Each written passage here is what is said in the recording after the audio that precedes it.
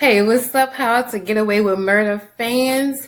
This is one of my favorite shows, but it's one of the most complicated, so I hate to review it show by show, episode by episode, because it's just too much. So this is my recap review, whatever, for the last season finale, and we know that the show is about to end. Now you may hear some echoes. I'm in a different room, so it may sound a little different, and I'll talk about my theories and all that. So let's go. All right, so this show picks up with the gang coming in from the convenience store. This is like a fast forward, you know how they do, and they're coming in from that, and they're going to talk. We're going to go into what happened there, but this is when Michaela is getting that strange call from someone, like an unknown number, and she's debating on if she should answer it. She goes ahead and answers it because, Michaela is hard-headed, and we figure out that it is no other than Miss Laurel, and she lets them know that she is not the mole, and it kind of cuts off after there. She does let them know that it was, I don't know if she lets them know at this point, but basically Tegan helped her escape. So that was at 10:06 a.m. So we go back. Annalise is meeting with the students one last time before their graduation. She gives a speech about how she has stopped. She keeps going on this, keeps teaching and being involved with them because she wants to make a difference in the justice system, and she wants to pass that down to them. So it sounds like a goodbye speech. The gang comes back home. They talk about the speech, and Oliver has gifts. And what is his gift? I thought it was an ear at first. So I was like, he couldn't have had that many ears. But it was shrooms. So they all take mushrooms. Let's give a shout out to Michaela's manicure right there. Nice. So they all go ahead and take the mushrooms. Or shrooms, whatever it's called. I don't know. So Frank meets Annalise at her home, and I forgot what they were talking about. I don't know what they were talking about right there. They were just about Bonnie, and she's like, he's telling her that he deserves love, and Annalise is like, look, she's not trying to hear all that. So Frank notices that Annalise has a suitcase packed. He asks her where she's going, and she says that she's going to see her mother. She's going to see her mother after graduation, I think. But we know that Annalise was planning on changing her identity and leaving. So Bonnie is still curving Frank, and he's sending her all these messages. She calls Nate instead of calling him. And her and Nate's relationship is a little strange. So Nate is going to Tegan's office to, I think, finalize things with his lawsuit with his father. And Tegan is questioning him and saying, well, you've been MIA for like a week. I just want to make sure we ain't going to find Xavier in a hole in the woods. I was like, now, Tegan, what else do you know? Because we know that that's what happened to, what's his name? Miller. So I think Tegan knows way more than she's putting on. I'm hoping that she is not evil, but then that would be a nice little twist to it. But I like the friendship between her and Annalise. So I don't want to see that. Nate, she tries to convince Nate to go talk to Annalise to smooth things out, but he was like, nah, girl, you better watch your back because Annalise is dirty. Oliver, his hide and setting, and he is tripping off them shrooms, and everybody, they're watching the news, and a news clip comes up where there is a new investigation with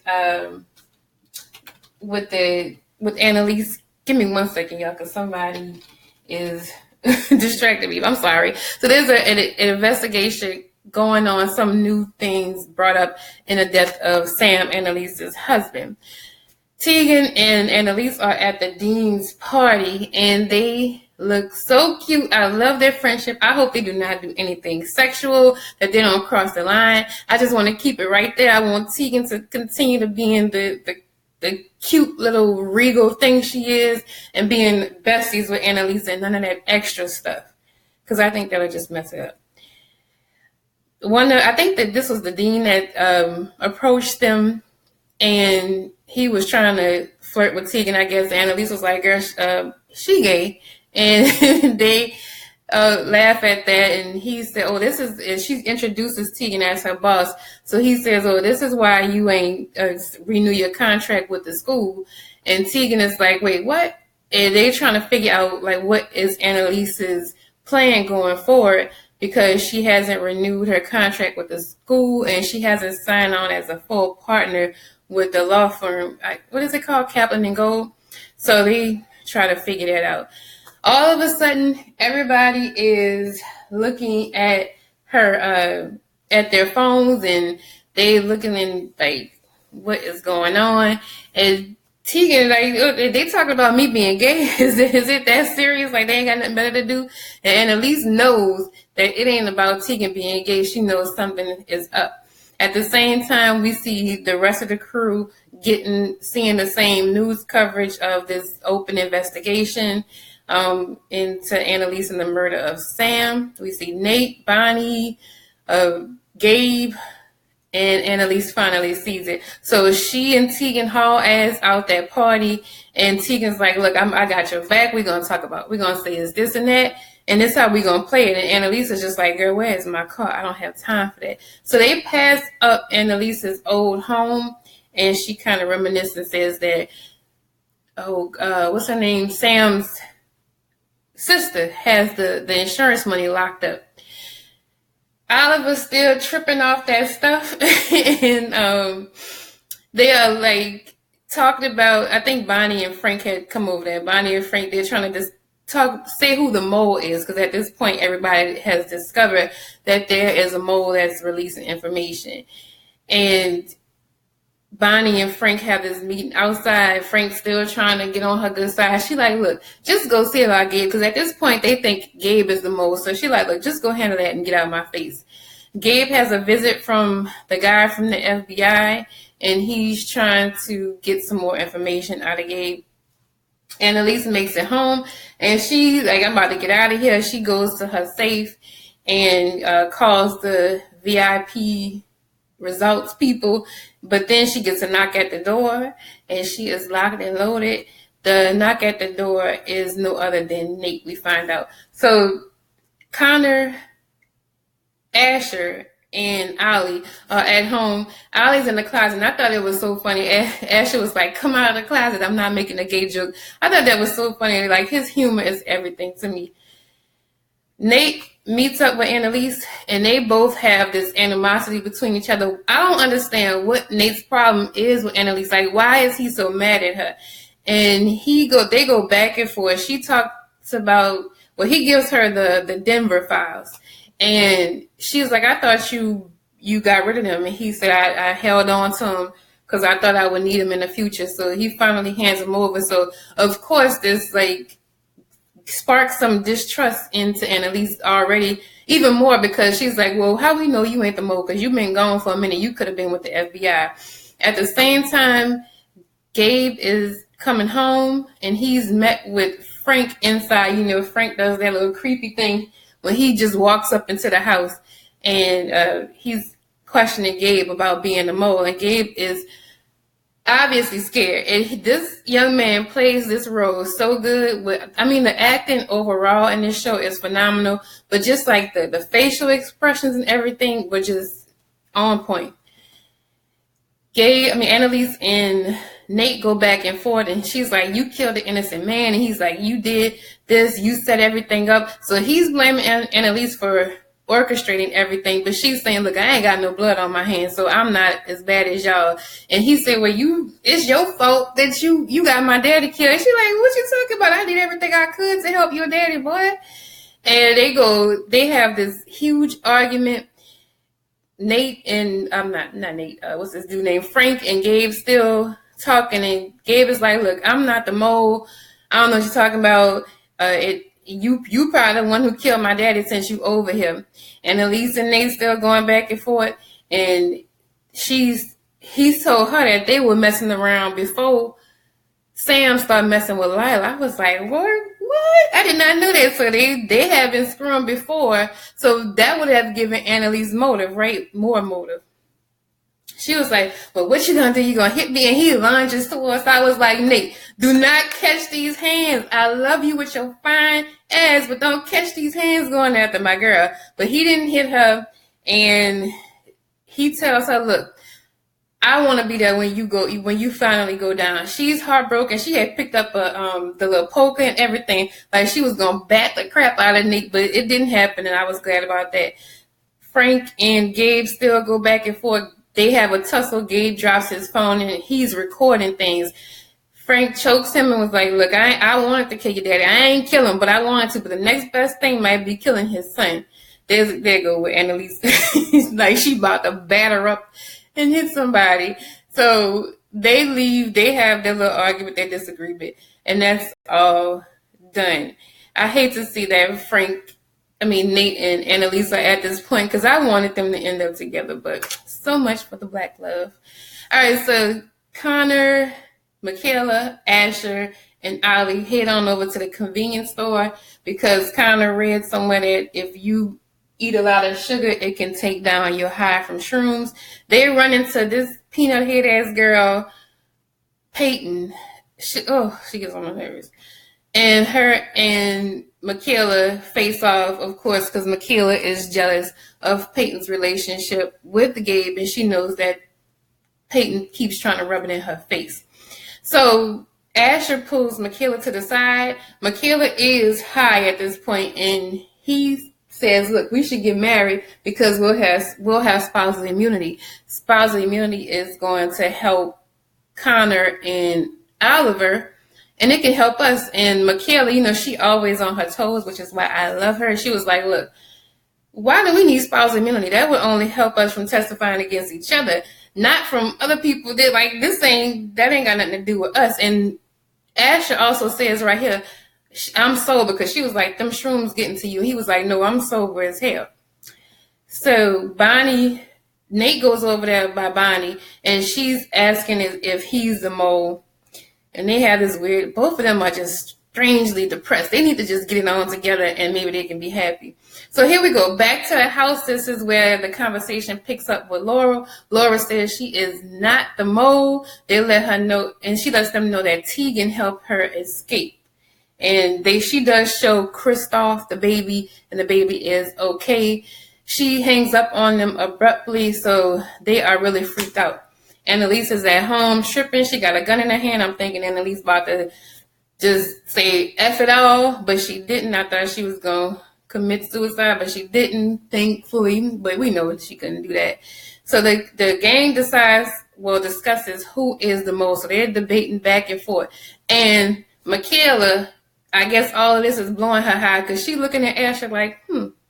We see her thoughts. Like she just thinking. She like, wait a minute, you sober? Why is you the only one sober? So she was like, you the mole, ain't you?